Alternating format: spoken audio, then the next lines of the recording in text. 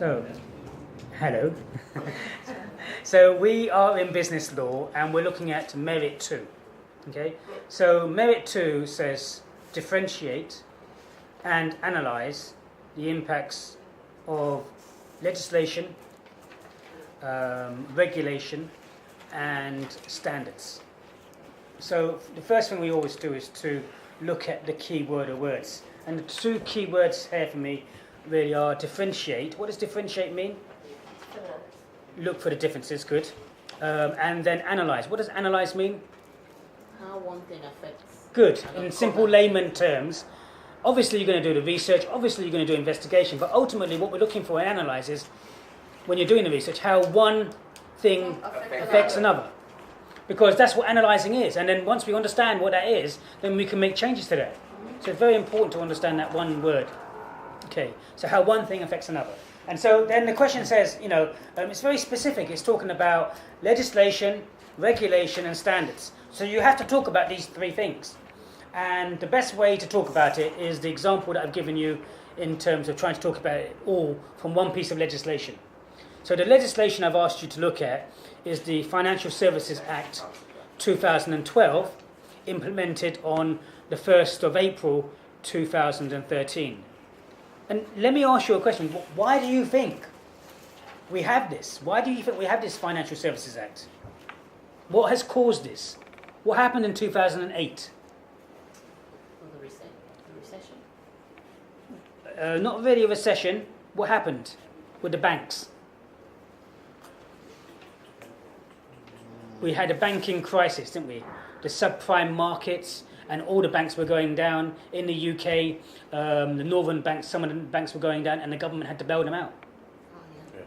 Government had to put government money in to stop the banks from going down. And how much, other banks as well, the government have put their own money in the banks to support the banks. And why do you think this has happened? It happened in the 2008 because of the economic crisis. It's also happened because of the deregulation in the banking sector, which started off with Margaret Thatcher. It continued with the Labour government, with Tony Blair, with more deregulation, and it meant that the banks could lend to whoever they wanted to lend with less and less and less checks. And then they were really just doing loads of stuff, lending money out here, there and everywhere, and lending huge sums out into the subprime markets. And then it all came to a head, didn't it? And then the banks went down. We had this financial crisis with instability and, affecting the economy. So this has really come around because of what happened in 2008. We have had financial acts in terms of the Bank of England Act 1998, the Banking Act 2009, but the Financial Services Act replaces all these previous acts in 2012, implemented on the 1st of April 2013. So, what is the Financial Services Act saying? I think, the gist I got from it is that it sort of monitors and supervises how banks and financial institutions conduct their business between themselves and also with them. Yes, in layman's terms, that's exactly it. Okay. It's saying, well, how are we going to regulate this? How are we going to control it? How are we going to monitor it? Because the way it was being monitored, controlled and regulated before, it obviously wasn't working because we had all these problems. So the Financial Services Act said, hang on, we're going to change things. And what they've come up with is this legislation to change the structure of the financial services market in terms of how it's regulated and controlled and monitored. So that's the first thing, because remember the word said differentiate. So we know there's a big difference between the legislation and regulation. So we know legislation goes through what? Where does the legislation go? House of Parliament. So we already know from the previous questions that obviously the Financial Services Act will be in the form of a bill, and then the bill will pass through various stages. Just to recap your memories, it will go through a first reading, a second reading, committee stage, then report stage, then third reading, then on to the next house with the same reading, first reading, second reading, committee stage, report stage, third reading, and then where does it go? No. Royal The government. the Queen. No, Royal no. It goes back to the first house for any further amendments, and then it goes to the. Queen. Thank you. Finally. Because if you say it enough times, you're going to get it right, aren't you? But to the king. Not yet. We don't have So then it goes to the Queen for her royal assent, her royal approval. Okay, so we can see that automatically this legislation is different to regulation.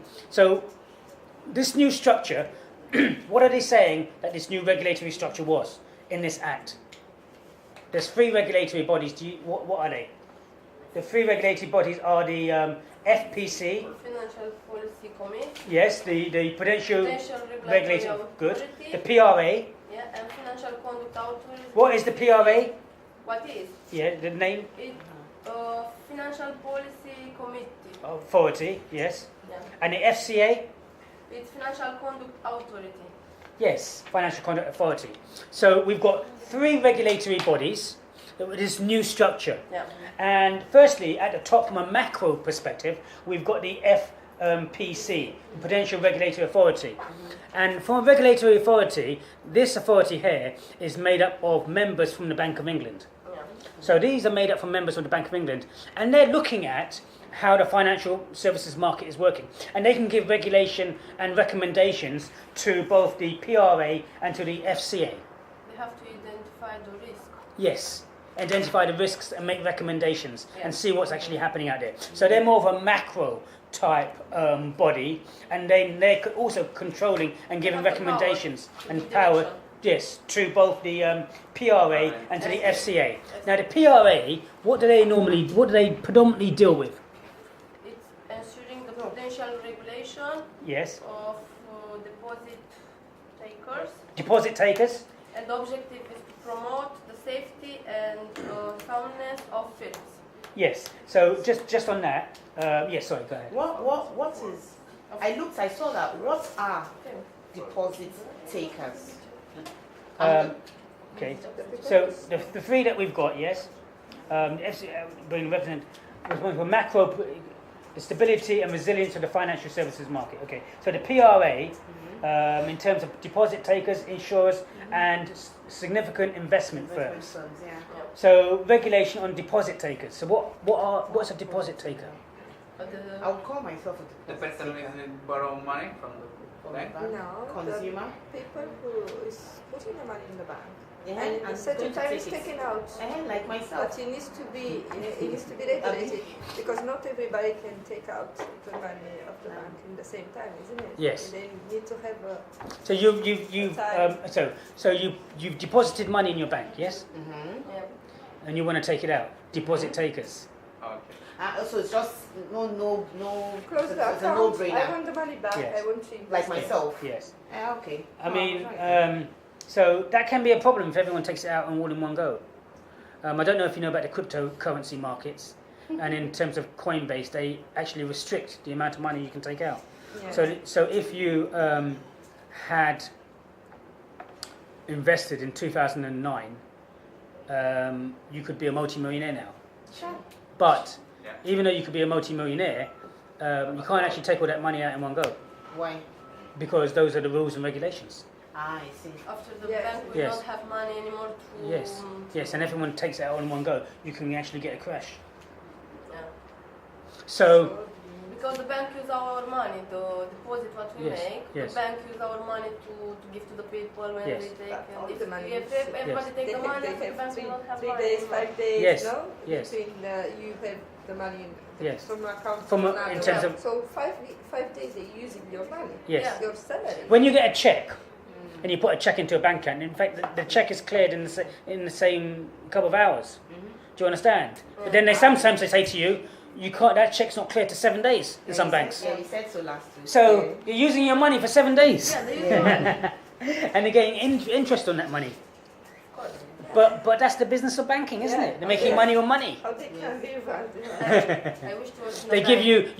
you put your money in there. They give you 2%, and then they lend it out for 8%. Yeah. And they use your money. Okay, so that's the PRA. They deals with deposit takers, insurers, and small significant investment firms. And then the FCA, what do they deal with? they have the function to ensuring that the markets are functioning well.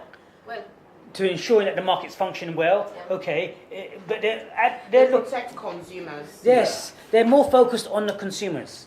Like PP. Can I say PPI? Yes. So what is PPI?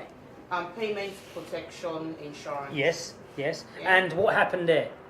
There was a big breach where contracts were being drawn up Yes, between the banks yes, and the consumers, but without the consumer having enough knowledge as to whether to go ahead with it or not. yes, And the courts found the bank. Sorry, I'm shutting my eyes. The okay. courts found the banks guilty of Yes, that, yes. and mandated that they pay back yes, what you yes, know. yes. Yeah.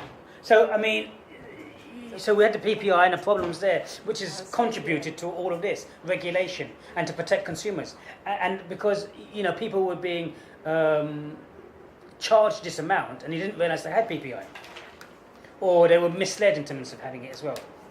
Okay, so in terms of the responsibility of the FCA, they're responsible for preventing all conduct on prudential failure, in terms of handling individual complaints, in terms of addressing the economic price, such as Ofcom and utility regulators, and a sense of returns for financial products and services.